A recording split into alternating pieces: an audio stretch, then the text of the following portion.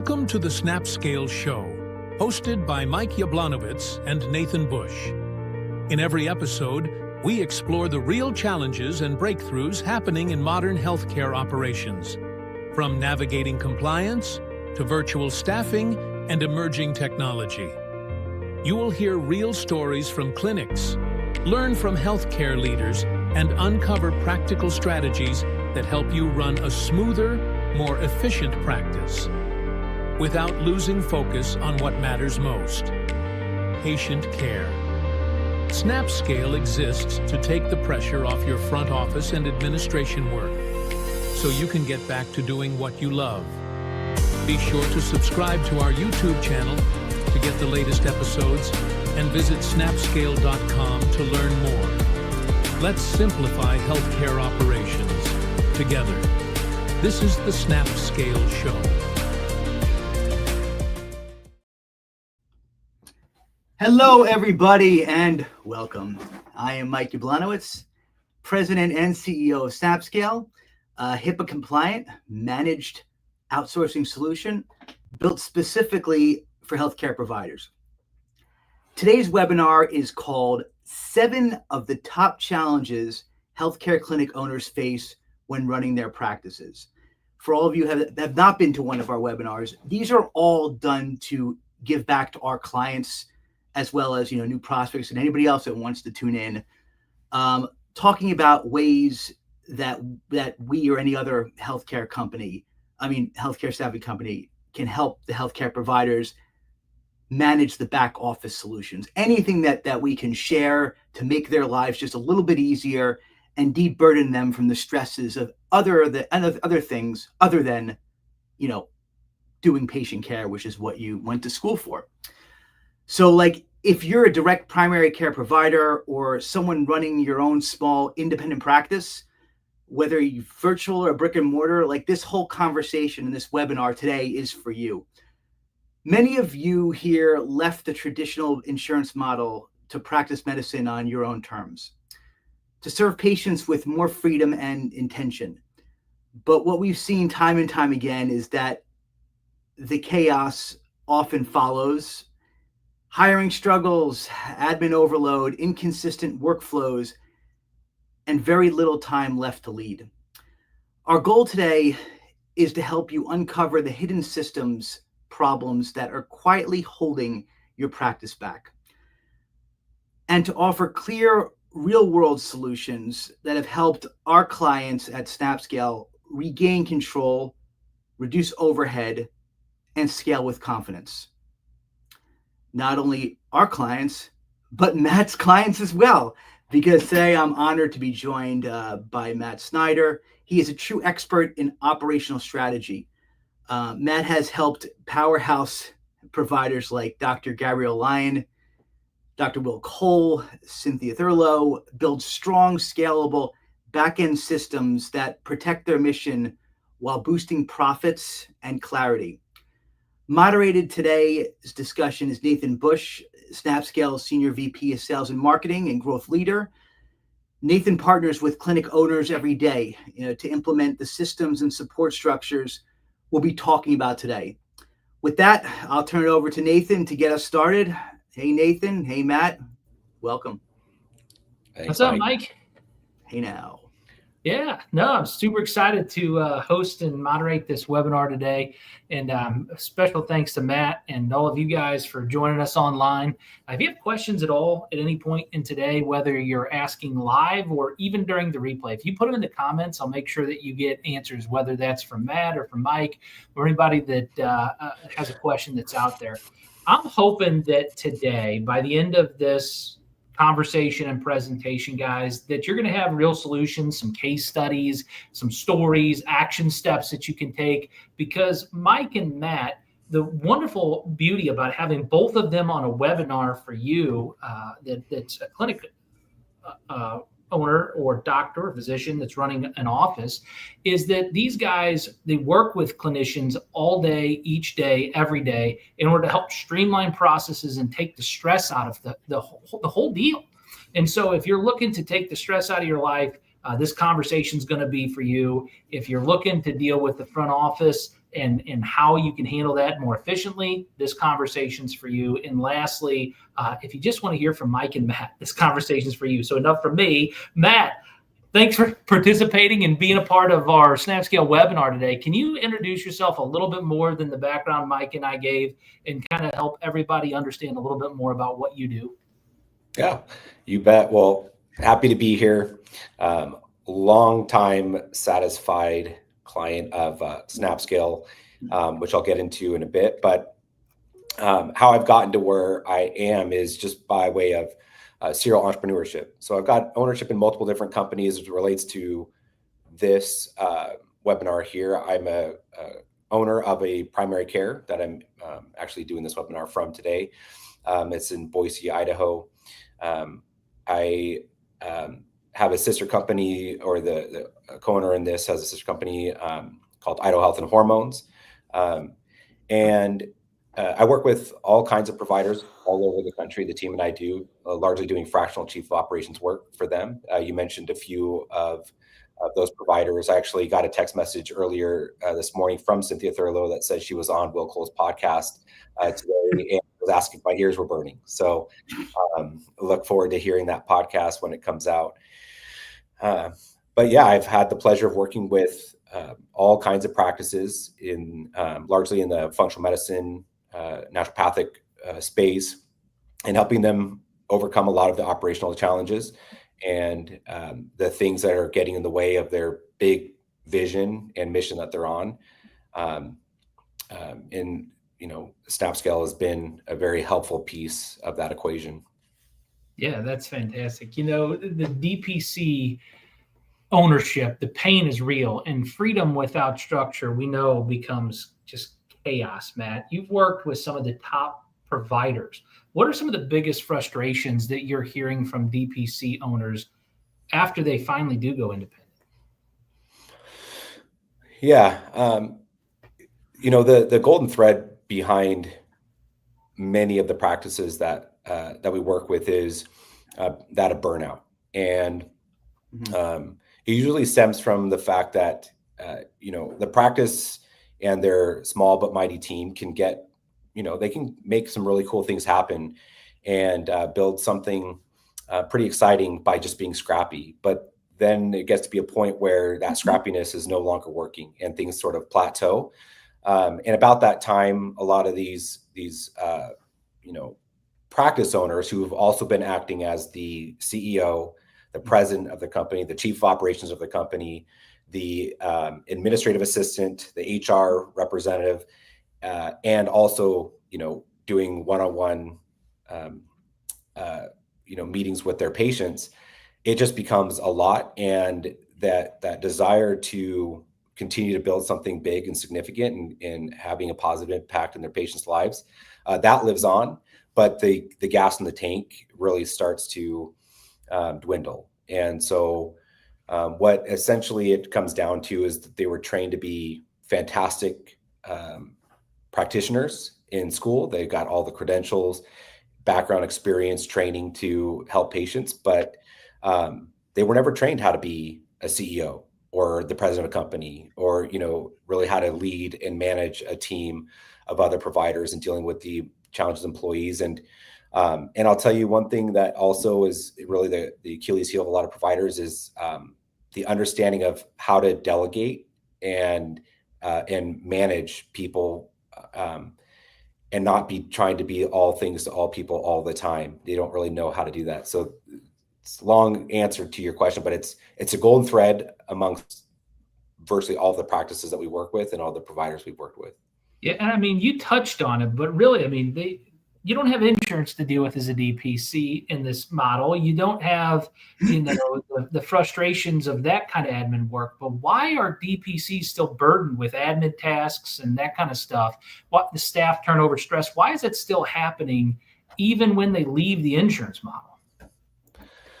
Well, because you don't know what you don't know, right? And so again, they're very smart people, but we all have that law of the lid, right? Where our understanding of what to do different it just stops. And so therefore the same kind of patterns continue. And it's amazing how many things that are brought forward that are common sense are just not common knowledge. And the moment they hear it and the moment that they experience it, the moment it's like the question continually to be asked of, why did it take me so long to do X, Y, or Z? People just don't know what they don't know. And providers, doctors, nurse practitioners, PAs, MAs,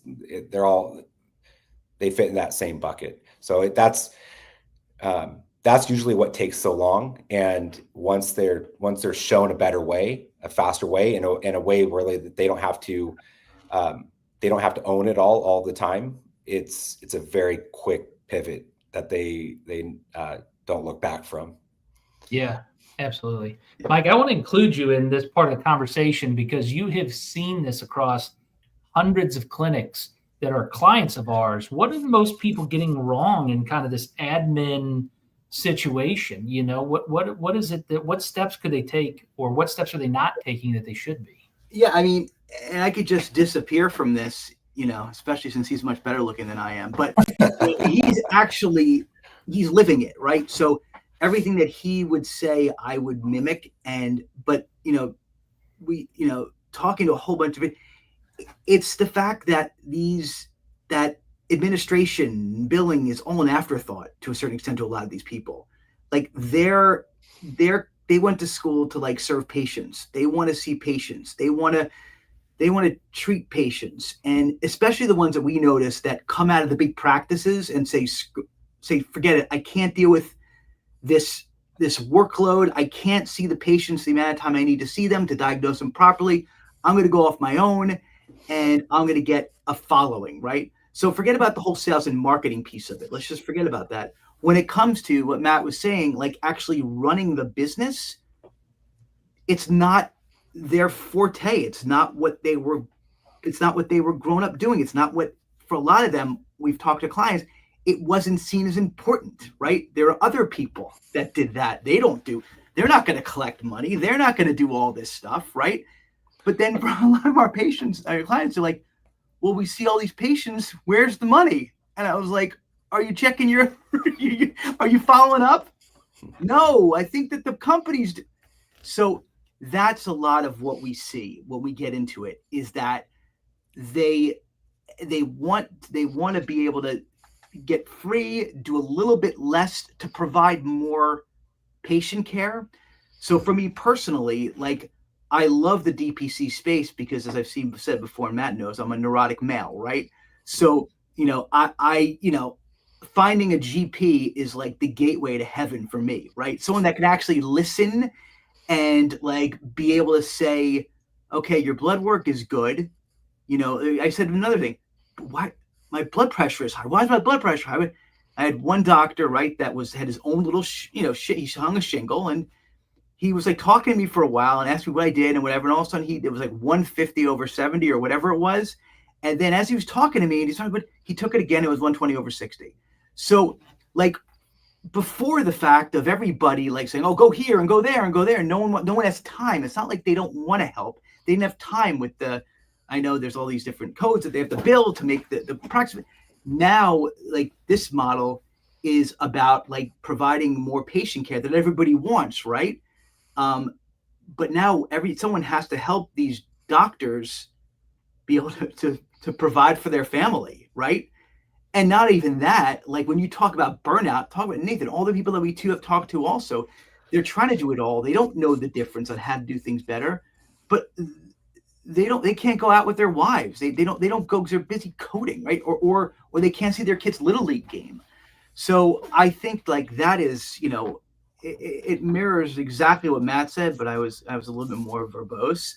But it really is trying to help them like do the back office tasks so they could focus seeing more patients the way that they want to give people like me the patient care that we want, because doctors are no different than people, even though sometimes we feel like they're a little bit, because if they're running around having anxiety over collections, if they're having anxiety over paying their bills or they're not going to be able to provide that care that we want anyway. So it really is, really being able to help them deal with the part of the business that they were never experienced with and were never taught, so they can do what they're best at, that we all want, right? And that's really what I see it as too.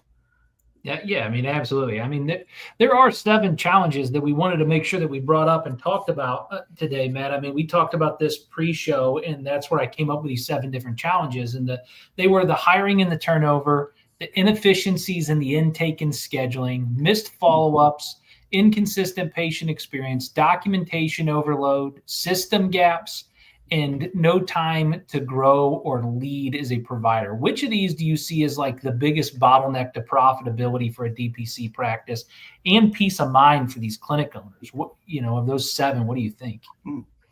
The system side of it, equaling burnout, I would say would be at the top of that pyramid for me. Yeah. Can you share a story about fixing burnout and how you've done that with your practice? Yeah. I mean, it's like what Mike was saying, like if you define burnout, it's, it's those long hours, but it's not just working consistent long hours for, weeks and months and years at a time, but it's what's happening, what life is happening around the provider, that they don't get to participate in, especially when it comes to kids and the family. And before you know it, you're looking in the rearview mirror and seeing that, how much time went by and how many different, things were missed. And that is, look, I was sitting down with one of our clients. They own an incredible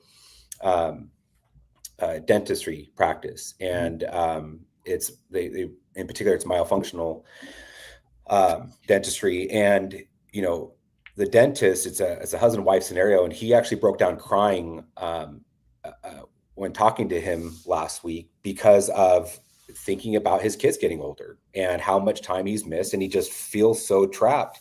That is what burnout looks like. And all of a sudden the fire that these providers had and these business owners had at one point is just, it's like this flicker that's there. And it's almost, sometimes we see it showing up as like self-sabotage. Like they start doing self-sabotage behavior to give themselves an off-ramp and just go back to working for the hospital, go back for working in the big hospital systems, even though they don't like it, even though it's very reactionary and they left it for a reason. They'll do things to self-sabotage to get them an excuse to be able to pull that ripcord.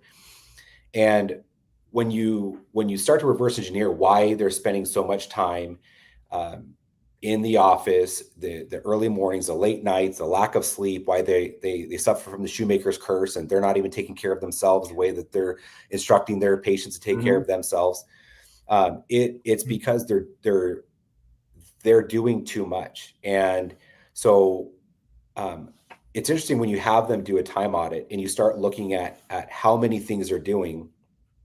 We have them put their different tasks into a bucket, and when we take a look back at it and we see that there's 50 different things in this bucket that you could pay somebody $20 an hour to do, and but yet they're the ones doing it, but their earning potential is $500 an hour. Yep. This like light bulb starts to flash on, and then it becomes pretty clear pretty quickly that, and we're pretty direct in our consulting, when we're working with patients. We're like, look, you're not a victim in this. This is something that you have the absolute power and control to change. Stop stepping over a dollar to pick up a nickel. All of these tasks that can be delegated to somebody else is time that you can buy back. And sure, it may cost you $20 an hour to hire this admin, or $50 an hour to hire this person, or whatever that dollar amount is. But either you can go do more revenue generating activity, or you can build the systems and processes that allow for you to become obsolete from your business, and you can build a team that allows for you to be able to go on vacation or have a sick day without losing money. And you are able to actually be the CEO of your business instead of simply the technician that works 18 hours a day. And so that's why that's number one to me, is because it's the lack of systems and processes. It's the lack of understanding of how to build them. And then it's the lack of understanding of how to delegate and properly hold people accountable, that are all factors in that burnout. But one of the things that and this is a plug for SnapScale, but it just is what it is for like myself, my practices, and the clients that we work with, is that one of the things I really appreciate about what you guys do is that you manage the people. We're able to say, Mike, Nathan, we need somebody that's proficient in this. They're HIPAA compliant. They've got some background in this EMR, and you guys go and find the people, and we're able to interview them, and we hire them. And we have had I've been able to offload so many things from so many different clients, including in our own practices, where that burnout meter has been able to dramatically shift down. And I say that as a plug, simply because of the fact that there was a point in time where I didn't even know that HIPAA compliant VAs even existed. I didn't know that I could hire a company like SnapScale and not have to manage the person directly and be able to delegate that off. So, yeah. I mean, Mike, really, honestly, HIPAA compliant virtual assistants didn't exist. There's a couple of companies out there that will provide you a virtual assistant that has a certification in HIPAA compliance, but that's not a HIPAA compliant virtual assistant organization. That's a company that turns you over to a staff member that has a HIPAA certification. And in U.S. law, if you're signing a BAA with somebody in a foreign country, that's not even really protection at all, is it, Mike? No, and that's another thing, is that, like, again, going back to like what these doctors and clinicians know and what they don't know, is like they know they need to be compliant. They know what compliance is, but to properly vet out a provider to help them, right, is something that they're not necessarily always able to do, or they don't know how to do, or they don't have the time to do. And that's one of the things that's like that when I did this, to do this a little bit better than the rest, right, is that before we even started this healthcare VA world, I signed up with a healthcare audit and consulting firm, because I know what it is, but how can I properly provide a service that I'm not confident offering, right? So what better way than to have an audit company there that audits my processes, make sure things are going well. And, and again, it's one of these things, like, business, you find a niche, right? And a lot of the other companies out there that were offering this, that were much bigger, they were not providing that level of a BAA. They were offering, and not everyone, and I'll explain the difference, a BAA that the agent was signing in the Philippines. They're saying, oh, they're signing the BAA, and it just doesn't happen, because if you're in the US, so I get audited by, digital compliance, and I'm signing the BAA or signing the BAA of the client in my US company. So it's like a partnership. I'm taking like the hit also when it comes to compliance, because that's how much I know it's important, and besides that too, right? Like when you said managed, people use the word managed, but it's really an important thing when it comes to, this vertical, right? Because they need management. Like we talked about, they can't, it works every once in a while. And we don't have time, but I have a bunch of stories where there are companies that say, here's a Filipino, right? Because that's what, for lack of a better term, that's what we do. Here you go. They have some experience, and best of luck to you. And like, there's all these cultural gaps and all these things you have to work through. So now you may be providing a resource to the doctor that on paper looks good, but now you're giving them even more to deal with, because now they have to train somebody that's not in their culture. They don't understand how they work, what they're doing. So I knew to do this the right way, not only would I have to be compliant, but I would have to be able to provide them, the management and all of that, and kind of what they say, meet you where you are, right? So all our onboarding is in the US on their time and all that sort of stuff. So it becomes a seamless way for the clinician to get the help that they want in a way that doesn't further burden them. You know what I mean? So, yeah. And that's kind of how we we did it and why we're a little bit better than the rest is because of that small little piece where, we're working with the client in a way that we know is optimal for them and their current situation. Absolutely. I mean, when you scale a broken system, you're really just scaling chaos. Right. You're not scaling anything that's actually going to work. And so that's where working with partners like SnapScale, like us, and working with partners like Mac can really help to systemize and streamline those things for your guys' practice to make sure that you're not scaling chaos. You're scaling operational efficiency, and that leads to better profitability. And again, like Matt was talking about, of the 7 biggest things, reducing that burnout. Matt, in a LinkedIn post, I'm going to read here. You talked about research. Look at this, huh? Yeah, you researched. He talked about a $1 million panic in your LinkedIn post. Can you explain what happens operationally when a practice grows too fast without structure? Yeah, Matt, explain that to us, please. I may know from experience. So there's a real thing about being able to grow yourself broke. And, when there's an element of building something that's on anything other than bedrock, it becomes very vulnerable. And so when it comes to this $1 million panic, it is working your ass off for, years at a time, getting yourself to a place where you're finally thinking that you're going to be able to start taking a step back and being able to breathe, only to find that the moment that you do, things start to crumble. And that is very problematic when it comes to having any sense of freedom, right? As we become entrepreneurs, we have a vision to be able to be unhandcuffed from the type of working life where we're a victim or a prisoner to the business world. We want this sense of freedom that comes with entrepreneurship, and so it just kind of goes without saying that when you are spending your days and months and weeks and years building something to be significant, and you get to the moment where you're looking to be able to break free from it, it starts to shudder when it's on sandstone. And that's that $1 million panic is how much work that goes into it to break that. Most businesses don't break 7 figures. Do you guys realize that? Like the overwhelming majority of businesses do not break 7 figures. And I think it's a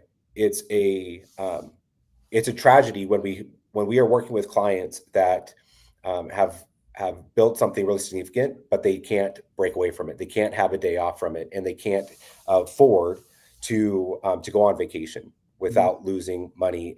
And so they make investments. They start to advance their lifestyle. They start to elevate their way of life, and they're building a lifestyle business instead of a legacy business. And so, I guess, I don't know exactly where you want me to go with that, Nathan, as it relates to the SnapScale thing, because it's a topic that hits near and dear to a lot of entrepreneurs' hearts, because most businesses don't reach that 7-figure mark, but they desperately want to, but they also don't understand the necessary elements of systems and processes in order to get themselves there and sustain and grow from it as well. I think you hit the nail on the head, and it wasn't necessarily a leading question. It was just I looked and I wanted to better understand the post that you had written. And the same is true. That same kind of question for Mike, though, but from a little bit different perspective, Mike. Like whenever I meet with clients or partners, I talk about you can't just throw people at problems, because I learned it from you. What are some of those common problems that you see businesses just DPCs? Other healthcare providers just trying to throw bodies at, but they're not actually solving something. They're actually creating a worse problem. It's like the overall organization, right? Like that's, so just kind of going to what Matt was saying about not a lot of companies getting to seven figures, and they're kind of getting to a lifestyle business that they get choked on and that sort of thing. It's just being able to really, systemize and really be able to plan and I know this sounds so cliche, but it's like becoming more proactive and less reactive. I know everybody always talks about that, but it's the truth. It's everything Matt was talking about. It's what we talk about. Like when we actually sit down with a client day one, Nathan, what do? We discuss what are their challenges? What do they want to get accomplished? And then we put together an SOW, and we a lot of times help them figure out what it is that they need, right? I think it's really about, creating a structure. And that is really, I'm going to really, people are going to hate me for saying this, but it's the truth. It's like our business is successful because we have a process that we stick with. This is not saying that we don't deviate if we need to, but like, this is going to come, but it's the truth. Like David, my chief client officer, right? He's a Navy veteran, right? I was a really good athlete. I could run a play. Nathan, you're a black belt in Taekwondo. Alex is a basketball player. Matt, you're in the forces, right? You had to follow a play, right? Like we all have grown up knowing the value of following a play, right? So as much as it's hard to do it when you're an entrepreneur, at the end of the day, we're ingrained, right? So being able to bring that to these companies that don't necessarily do that, right? When it comes to a business acumen, right? Doctors have to follow a play when it comes to diagnosis, but when it comes to business, they've never had to do it. So that is why like we're successful in what we're doing, because we follow a play and we know we have to do this, this, and this. And if we do this in the beginning, the client will have a great relationship because the foundation of the setup is there. And that in the little, Matt, we've talked about this offline before. I mean, there's certain things I do that that every night before I go to bed, I write on my remarkable, I know, whatever. What are the top 4 things I have to get accomplished the next day? Like the top 4 things. It sounds so stupid, but I know I have to do those things. Because if I wake up in the morning, I hit the elliptical machine. Sometimes I do weights, but I don't do it all the time, Matt. I know you hate me for that. And I go down to work to go to work. If I don't have that beforehand, I don't have a plan, you just spiral, right? I don't care how mature you are, you spiral. And there's no difference between what I'm doing in my business and it's even worse for the doctor going into his clinic, especially because he walks in, hey, doc, this, hey, doc, that, hey, doc, that, hey, doc, that. And all of a sudden he gets stuck, right? It's 6 o'clock at night. He has to go home, right? He did all these consults. No one's following up after the consults, right? He's not getting any new business. All of a sudden, the girl, as I say, they say, like the girl calls out. No one's confirming patients for tomorrow, right? He's on the phone. It's a disaster. So being able to just take a step back at the beginning of the night before and just plan the few things you have to get done, in time, it will work to your benefit. And it's not going to stop the next day when you walk in because you're still going to have problems. But if you start planning a little bit in advance, your life gets that much easier. So when it comes to bringing like a Matt in, right, to consult in your practice, and maybe he'll buy yours and you'll get lucky. But and even with SnapScale, like providing these staff, it's all about planning for success. Because without a plan, you got no success in any business. So I think that is like the biggest thing when it comes to all this. It's just planning. It's not rocket science. What they're doing in diagnosing and doing surgery, that stuff is the hard stuff. But in back office, in management, in admin, in operations, it takes a skill. It takes strength, and it takes fortitude, and it takes strategy, and an ongoing thing over and over and over again. And as I always say to people when I talk to other business owners, right? It's hard to do. Never run your business with your money face on. Never run your business, right? Never run your business that way. Think about it logically. It's hard to do. Take a step back, maybe do some breathing exercises. I know it's easier to say, but that is really the main thing with all this. Mike, you're really touching on something that, we are diving in here. It's not just staff, it's systems. And systems are what help alleviate that burnout. Virtual assistants just really more of like a strategic lever. But for practices that have used a virtual assistant before and that they had a real bad experience with that virtual assistant, what makes SnapScale's process different? SnapScale's process different is simply what I said before, is the fact that we're managed from day one. Like we're there from the very beginning, from the time that we answer your call. We go through a discovery call that's very systematic, finding out what it is you're looking for, what's causing you issue, why are you making the phone call today, like really uncovers. It's like doing your own diagnosis of why are you talking to me today? And then from there, helping you identify, one, if this is the right thing for you, right? A lot of times, Nathan, it's not the right fit, because just like bringing in a staff in your own clinic, right? Like if you're not ready, and you're not open, then it could be a disaster, right?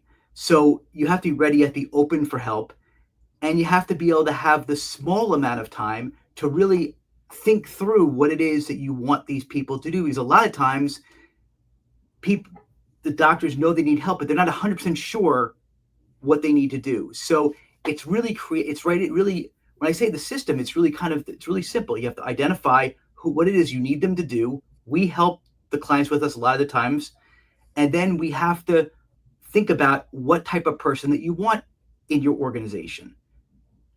We then find the people that we think would be good. We don't overburden the doctors with people. We give them 2 or 3 people to choose from. They look at them in an interview format that they get. Then they meet and greet them. They choose 1 or 2, and that's it. But it's systematic. And then from there, like I said before, from a managed service, we work with them to do all the training. We videotape all of the processes. We make sure that there are key metrics and KPIs that are associated with the campaign and the doctor's office. A lot of times doctors don't know it, and that's okay, right? I said, let's pick something now, and then we can always revisit it. We can always, but it's getting them to think that way, right? Like, and if we set that up as from a success in the beginning, then the foundation's clear, and then it's really nothing like so hard. It's like, following up with the patients, right? Answering the calls properly, triaging, doing the refills. There was one thing I was just looking at. I'm not going to waste a lot of time. I think we had one client, right? Like they had, who was this again? You just brought this to me. There was a poor post-consult follow-up, like one VA, they were able to re-engage the consults, and they recovered 15% of the lapsed members in 30 days. And then the other clinic, right, was just sending out welcome kits, scheduling new patient calls, and walked patients through the portal. Things like that was with a client. Like, we identified what are causing, and bringing one person in and train them right, all of a sudden it shifted their whole cash flow basis. So that's why I'm saying that it's not necessarily just SnapScale. There are other managed service providers out there, not a ton, but there are.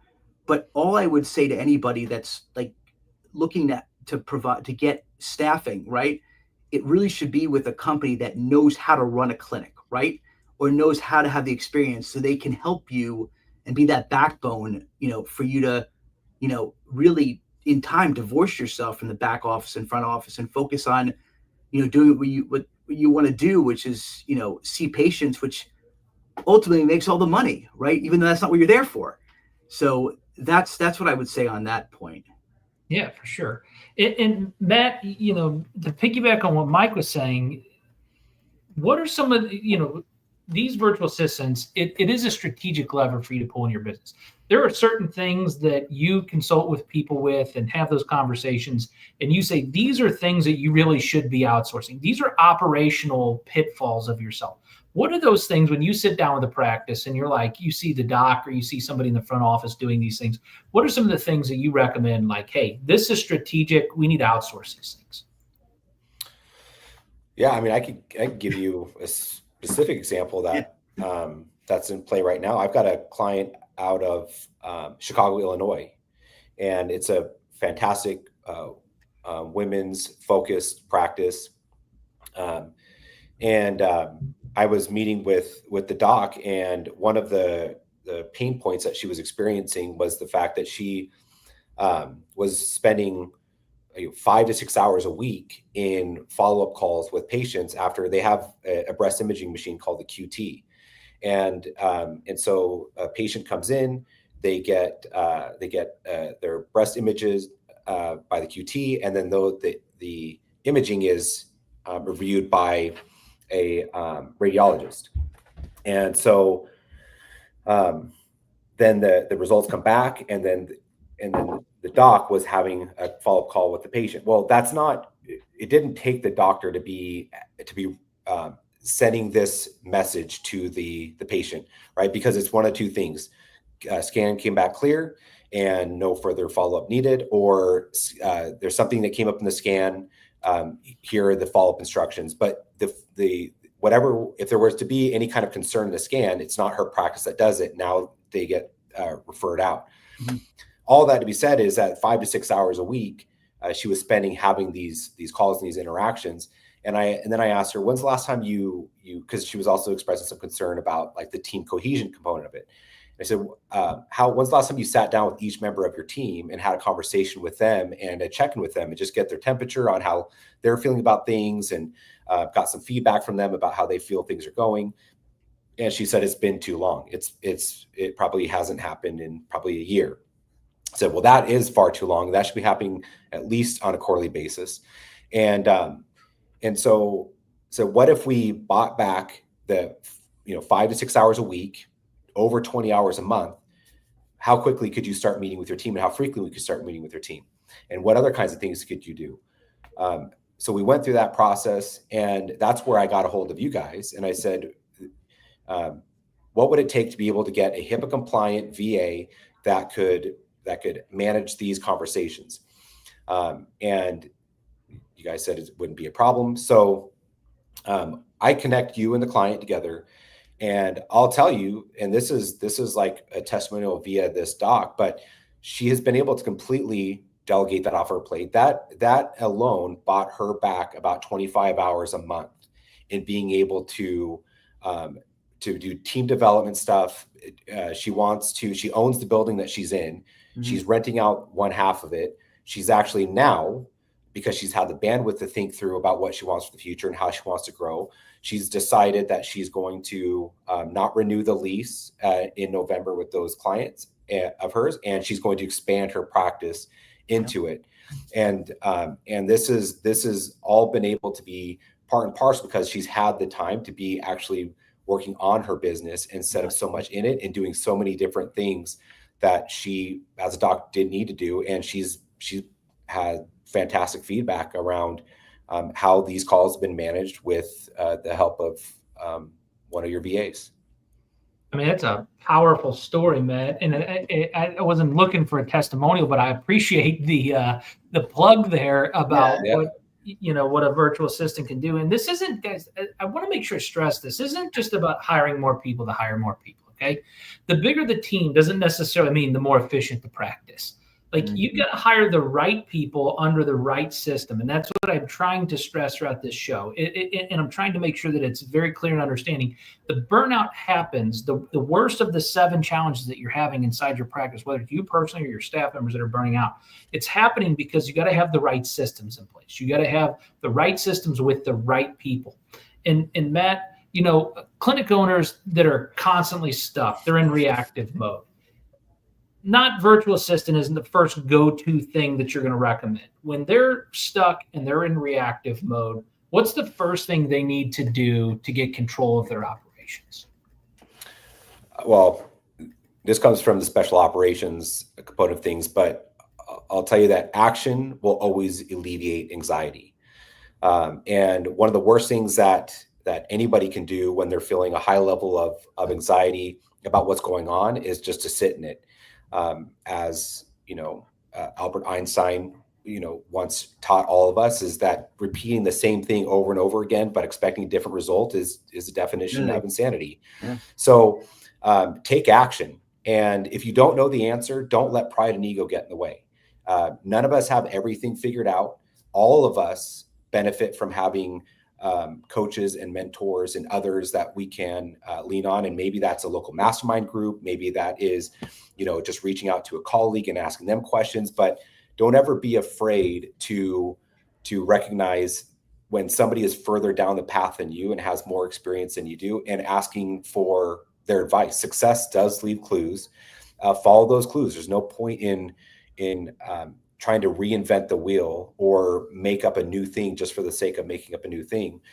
And so when it comes to, this whole element of burnout and being able to move past it, it is, this webinar is teaching people that they can hire VAs, and that these VAs are completely capable. I can attest to it. I know you're not looking for endorsements, but I'm here and I have years. I mean, we've been working with you guys now for over 4 years, I think. Yeah. And we have quite a few VAs doing different things for us. And so I say that because it's been my own personal experience that I didn't know what I didn't know. I know enough not to sit and let anxiety take over. And I found out about you guys, and it's been great. Whatever the operational thing is, don't let pride and ego get in the way, because as a provider, you weren't taught how to run a practice. You weren't taught how to be a CEO and a president and a technician all at once. And you can only wear those hats for so long without that burnout setting in. Delegation truly is a key to unhandcuffing yourself from the business, being able to enjoy the fruits of being an entrepreneur without missing out on those ball games with the kids or those family trips or whatever the thing is. And you can have your cake and eat it too if you build your practice right.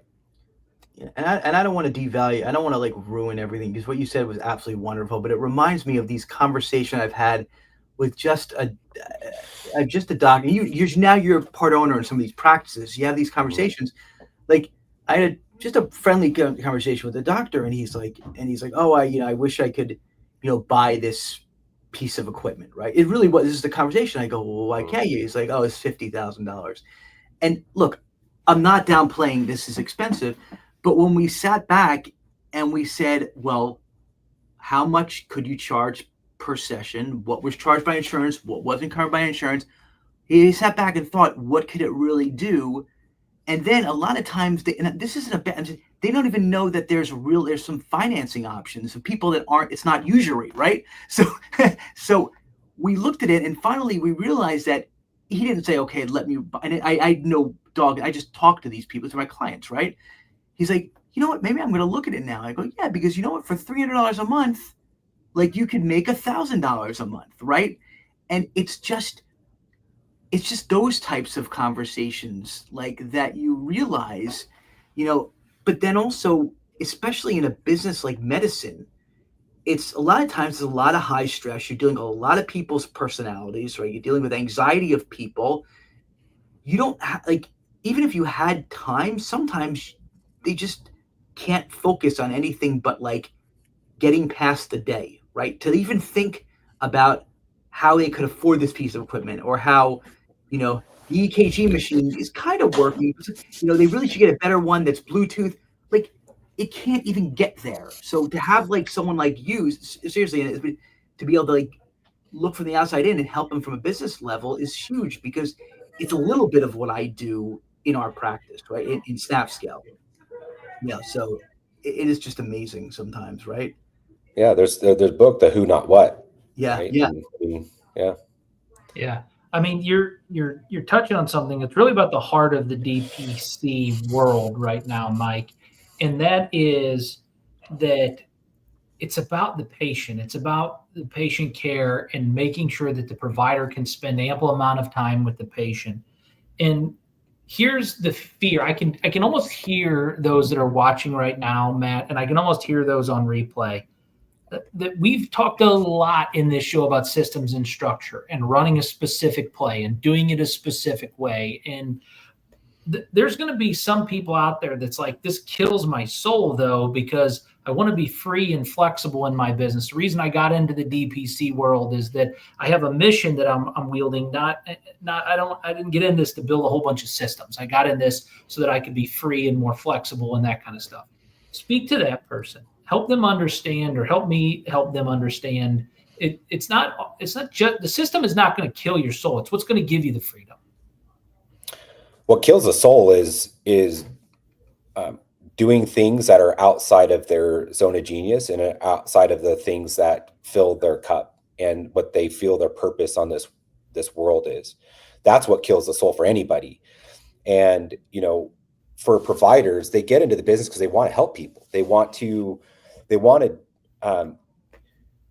deal with not being so reactionary to people's health. A lot of times when private practices are opening, it's because the provider has worked in the big healthcare system. They've dealt with big pharma, and they're tired of constantly having to work with patients that are reactionary, and they want to take part of being proactive and doing things differently.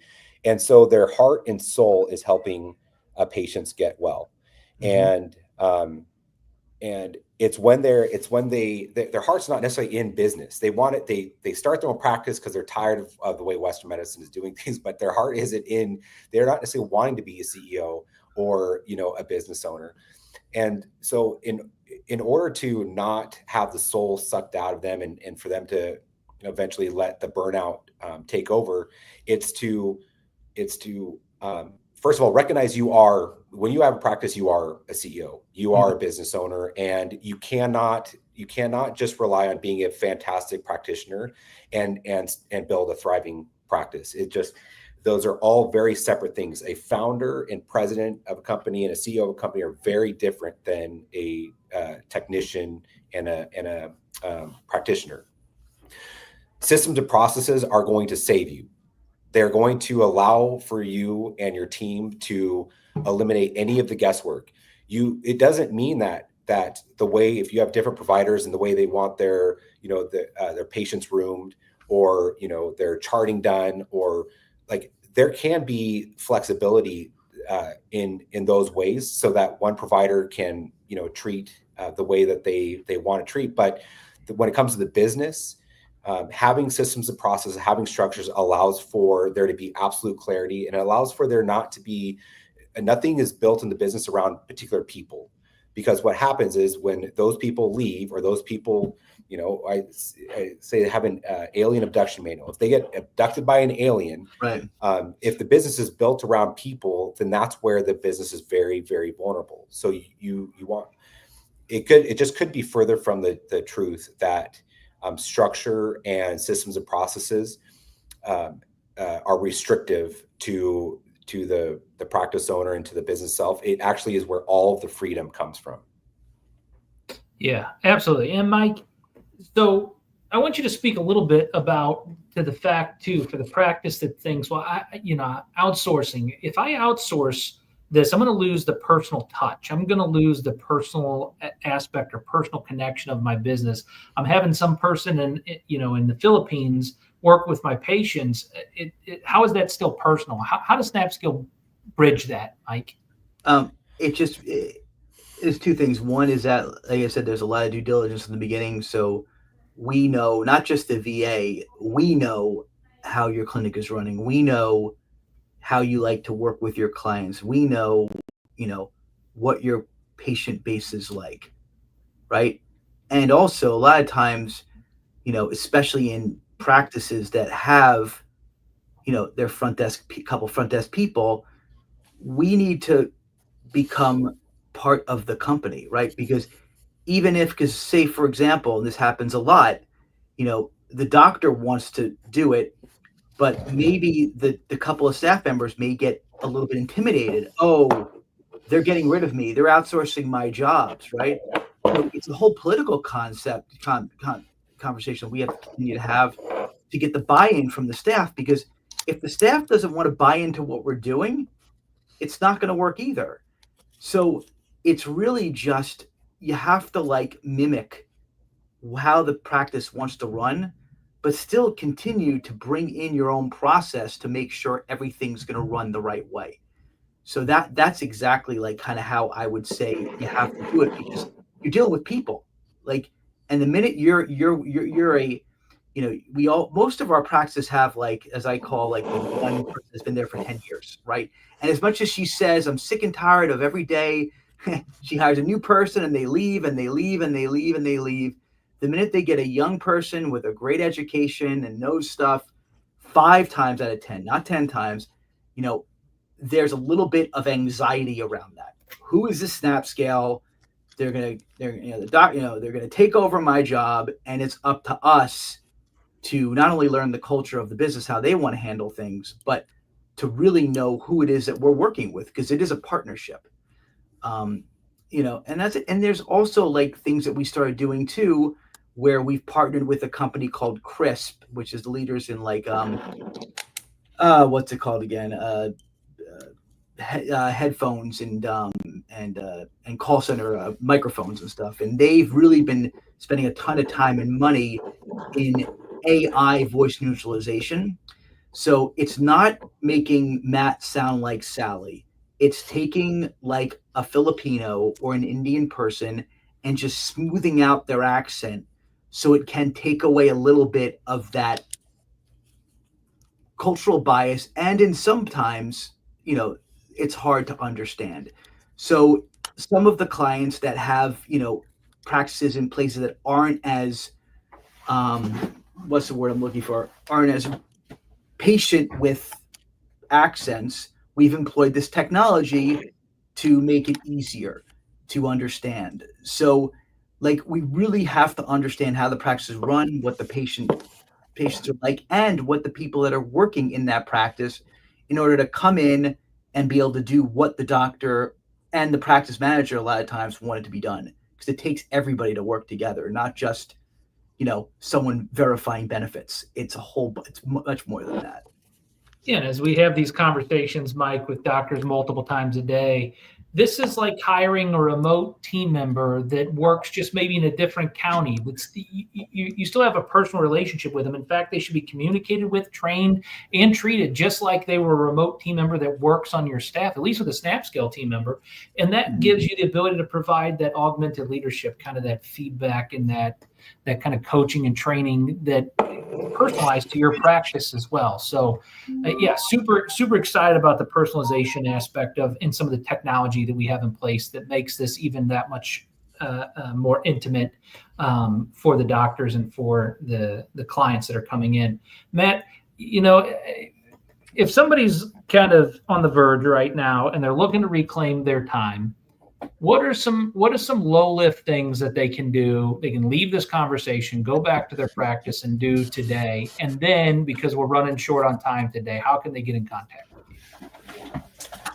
Yeah. So things that they can do right away is I would start with a time audit and write down all the different areas where they're spending the money they're wasting money, spending their time throughout the day and the week, and put those into different buckets, which first start with, things that they're good at doing but do not like to do, things that they do like to do but are not good at doing, and then things that they're good at and they like, and then the fourth bucket is things that they are great at and they love. So take all the things that they're doing as a time audit, put it into one of those 4 buckets. And then the ones that are they are good at, but they do not like to do, and they're good at, or they like to do, but they're not good at. So those bottom 2 buckets, those immediately become things that they should not be doing. Now, whether they already have people on the team that they can delegate those to, because if they do, then those things are in the other people's like it and are good at it or are great at it and they love it. But they want to start delegating. We call it delegate to elevate. And so they can do that right away. They can do a time audit and they can figure out what things are better suited to be delegated elsewhere. And then for the things that are left, the audit becomes, okay, I'm good at this and I like doing it, but should I be doing it? And that question is answered by, does it take a physician or does it take an NP or a PA to do this, or can a medical assistant do it, or can a VA do it? because even though they may be good at it and they like it, doesn't mean that they should be doing it, because they are still the CEO. They're still the leader of the organization, and they still have an obligation to be looking up and out while other people are looking down and in. So once they go through that process, they will be left with just the necessary things that they should be doing as either the physician or the provider, as well as things that they should be doing as the president and CEO. Everything else is off their plate, and they'll be amazed at how much time they will be able to buy back, and they'll be amazed at how much that burnout will immediately dissipate by just going through that exercise. And then, there's obviously other components to it when it comes to the leadership of, the accountability and things, but they can do it right now and immediately feel a positive impact from it, and a reduction of burnout. Yeah. And then how can they get in contact with you if they wanted more information about consulting or learning more about you? Yeah. If they go to either one of my LinkedIn or Instagram, whatever is the flavor of choice, it's mattschneider.official. They can find me both on there. They can get a sense of the kind of work we do with practices, the philosophies we take, and then all of our contact information's on there if they want to get in touch. Awesome. And Mike, if somebody wanted to get started with SnapScale or at least explore virtual assistants, what is the appropriate approach? Yeah, I just say for any of this, like Matt made mention of action, and I feel the same way. Just start talking. Like, again, combination of doing the audit doesn't cost you anything, and then start talking to companies, right? You should be talking to, whether you call up and you talk to SnapScale, you talk to another service provider, and just really start the journey. Because if you don't start the journey, right, you're never going to get there. I also recommend, like Matt said, mastermind groups. There are also some wonderful Facebook groups out there that are great for like the DPC world, where, it's great. They ask questions, they get answers, and you start finding people that are, as I like to say, in your same movie. So you feel less alone than you do probably right now. So I think those three things we just said, if you don't watch anything, it's these three things. One is a time audit. Two is start asking questions and start talking to people, because you're never going to get anywhere.